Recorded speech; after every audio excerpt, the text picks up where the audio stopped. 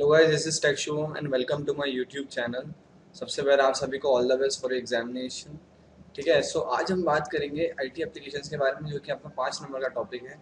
तो इसके अंदर हम तीन चीज़ें पढ़ेंगे, आपकी ई गवर्नेंस, ई बिजनेस और ई लर्निंग। ठीक है, इसके अंदर आपको क्वेश्चन ऐसे पूछ सकते हैं कि ई गवर्नेंस का ना बेनिफिट्स क्या है, नेगेटिव इम्पैक्ट्स क्या है, किस तरीके से आज हमारी ज़िंदगी में रोल प्ले कर रहा है। ठीक है, ई गवर्नेंस क्या होती है, बेसिक डेफिनेशन, ऐसे ही तीनों चीज़ों को हम डिफरेंट डिफरेंट तरीके से पढ़ेंगे। ठीक है, तो गाइस चलिए शुरू करते हैं।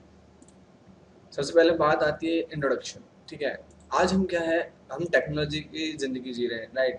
राइट फ्रॉम हम सुबह उठते हैं, हमारा स्मार्टफोन चेक करते हैं, फिर शाम को हम लैपटॉप यूज़ करते हैं, इंटरनेट यूज़ करते हैं, जितनी भी हमारी आज एप्लीकेशंस हैं, लाइक इंटरनेट ऑफ थिंग्स हो गई, मतलब हर चीज़ हमारे टेक्नोलॉजी से रिलेटेड हो रही है। हम पढ़ाई की बात कर लें, चाहे हम बैंकिंग की बात कर लें, चाहे एंटरटेनमेंट की बात कर लें, चाहे हम गवर्नमेंट की बात कर लें। ठीक है, सो चलिए इसकी डेफिनेशन देखते हैं। The use of the modern e technology change our life. सही बात है, टेक्नोलॉजी हमारी आज लाइफ चेंज कर दी है, चाहे वो बैंकिंग के अंदर हो, एजुकेशन में हो, एंटरटेनमेंट हो, गवर्नमेंट हो। ठीक है, अब इसके अंदर हम क्या पढ़ेंगे, तीन तरीके की ई टेक्नोलॉजीज पढ़ेंगे। फर्स्ट हम पढ़ेंगे आपका ई गवर्नेंस के बारे में, किस तरीके से गवर्नमेंट के अंदर आज टेक्नोलॉजी का रोल जो हो रहा है, प्ले हो रहा है। फिर हम पढ़ेंगे बिजनेस के बारे में, फिर पढ़ेंगे ई लर्निंग के बारे में। तो चलिए शुरू करते हैं। सबसे पहले बात आती है ई गवर्नेंस।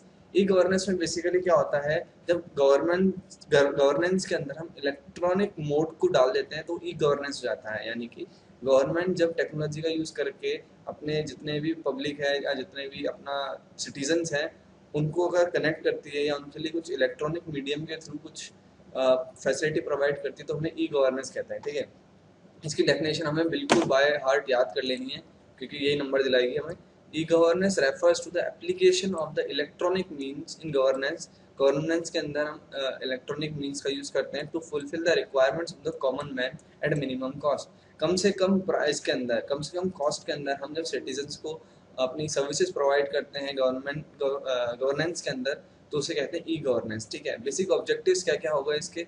सबसे पहली बात तो हो गई कि आपको फास्टर, ट्रांसपेरेंट और एफिशिएंट प्रोसेस होगा आपका जो गवर्नेंस के अंदर, बैकएंड के अंदर। बेसिकली क्या मतलब हो रहा है इसका, सपोज आज आप देखते हैं कि आधार कार्ड आपका जैसे आधार कार्ड आपको निकालना है। ठीक है, तो हम क्या करते हैं, आधार कार्ड की वेबसाइट पे जाते हैं, सीधे से हम वहाँ पर अपना एनरोलमेंट नंबर डालते हैं, डेट ऑफ बर्थ डालते हैं, जो भी वेरिफिकेशन प्रोसेस होता है, और फटाक से हमारा जो आपका आधार कार्ड होता है वो डाउनलोड हो जाता है। तो क्या हुआ, फास्टर मीन्स हो रहा है। आईआरसीटीसी आप वेबसाइट खोलते हैं, ठीक है, आप फास्टली अपना ना जो टिकट है वो बुक कर सकते हैं ऑन द स्पॉट। ठीक है, तो ये सब चीज़ें हैं क्या, फास्टर मोड ऑफ एप्लीकेशन आपको प्रोवाइड कर रही है ई गवर्नेंस के अंदर। ठीक है, बात आती है कि एनकरेज करती है डिफरेंट डिफरेंट पीपल को इसके अंदर आने के लिए। सपोज अगर आधार कार्ड की हम बात करें, तो आधार कार्ड जब इश्यू होना चालू हुआ था तो क्या हुआ था, बहुत सारे लोगों को एम्प्लॉयमेंट मिला था।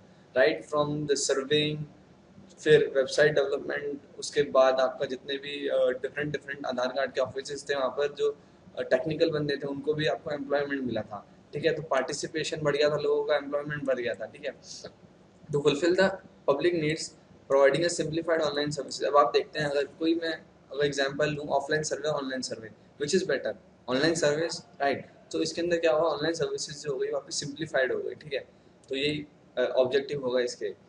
चलिए आगे चलता हूँ। अगर कुछ हम इस डायग्राम की बात करें तो बहुत ही अच्छा डायग्राम है। इसके अंदर क्या हो रहा है, सेंट्रल गवर्नमेंट है आपकी, सेंट्रल गवर्नमेंट के अंदर डिफरेंट डिफरेंट बंदे होंगे, वो एक दूसरे के लिए अंदर कम्युनिकेट करेंगे।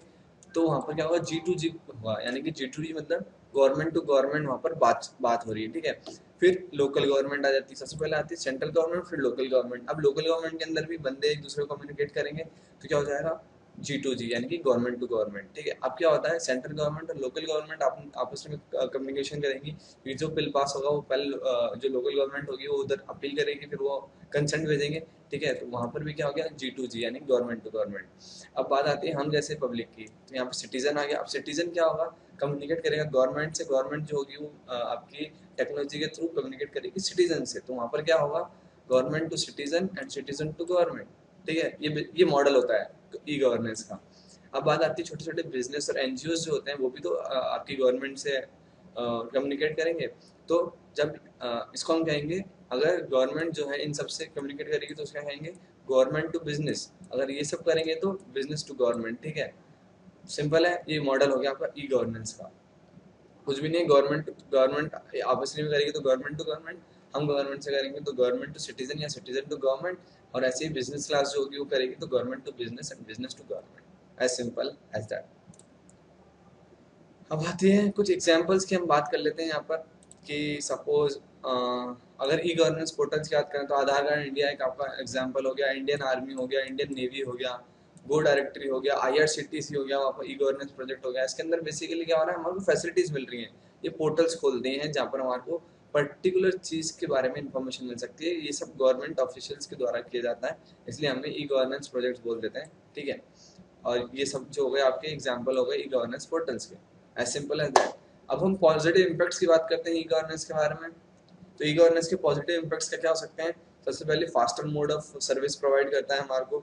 दूसरी बात हो गया, इसके अंदर क्या हो गया, डिफरेंट डिफरेंट बंदे जो हो गए वो पार्टिसिपेट कर सकते हैं, हम जैसे पब्लिक जो हो गया, सो पार्टिसिपेशन ऑफ कॉमन पीपल क्या हुआ, इंक्रीज हुआ। उसके बाद क्या हुआ, ट्रांसपेरेंसी जो होगी आपकी गवर्नमेंट की और सिटीजन्स की वो बढ़ गई, ठीक है। थर्ड थिंग वो हो गई। फोर्थ थिंग क्या हो गई आपकी, जो करप्शन होगा वो क्या हो गया, कम हो गया, क्योंकि जो ट्रांसपेरेंसी बढ़ गई तो अगर आप सिटीजन्स को पता चल जाता है कि गवर्नमेंट के अंदर क्या चल रहा है, डिफरेंट डिफरेंट फंक्शनिंग के बारे में पता पड़ जाता है, तो ये सब हो गए पॉजिटिव इम्पैक्ट्स। अगर हम नेगेटिव इम्पैक्ट्स की बात करें तो जो रूरल एरियाज हैं उनके अंदर क्या है, लैक ऑफ एजुकेशन है। तो वहाँ पर क्या हुआ, सपोज आधार कार्ड जब बना था तब उनको ये नहीं पता था कि किस तरीके से उनको टेक्नोलॉजी का यूज़ करके उस चीज़ को प्रिंट आउट लेना है या नेट से निकालना है। तो लैक ऑफ एजुकेशन की वजह से क्या हो गया, ये सर्विसेज थोड़ी कम चलने लगी। दूसरी चीज़ क्या हो गया, जो डिफरेंट डिफरेंट पोर्टल्स बना दिए, सपोज में बहुत ज़्यादा ट्रैफिक आ जाता है, यानी कि एक साथ पब्लिक आने लग जाती है, तो क्या होता है कभी कभार साइट जो होती है हैंग हो जाती है या क्रैश हो जाती है, ठीक है, ये चीज़ हो गई। और क्या हो सकता है, तो नेगेटिव के अंदर एक और चीज़ क्या हो जाएगी कि जो सारी जितने भी ई गवर्नेंस के अंदर प्रोजेक्ट्स हैं या जितने भी सर्विसेज है वो सारी अभी जो है टेक्नोलॉजी के यूज़ नहीं कर रही हैं, यानी कि अभी कुछ ऐसी चीज़ें हैं जो टेक्नोलॉजी का यूज़ करने के लिए आनी चाहिए, ठीक है। सो ये एक नेगेटिव पॉइंट हो गया। एक लास्ट पॉजिटिव पॉइंट ये हो सकता है कि जो वेटिंग टाइम हो गया हमारा वो बहुत कम हो गया। सपोज मैं पहले टिकट बुक कराने जाता था तो मेरे को बड़ी बड़ी लंबी लाइनों में लगना पड़ता था, लेकिन आज आज मैं घर बैठे बैठे अपना जो टिकट है इसका ट्रेन का वो बुक कर सकता हूँ, ठीक है। सो ये फास्टर मोड हो गया, मेरा वेटिंग टाइम कम हो गया, ठीक है। सो ये बात हुई ई गवर्नेंस के बारे में। तो इस लेक्चर के लिए बस इतना ही। आने वाले लेक्चर में हम बात करेंगे ई बिजनेस और ई एजुकेशन के बारे में या ई लर्निंग के बारे में। तब तक के लिए जय हिंद।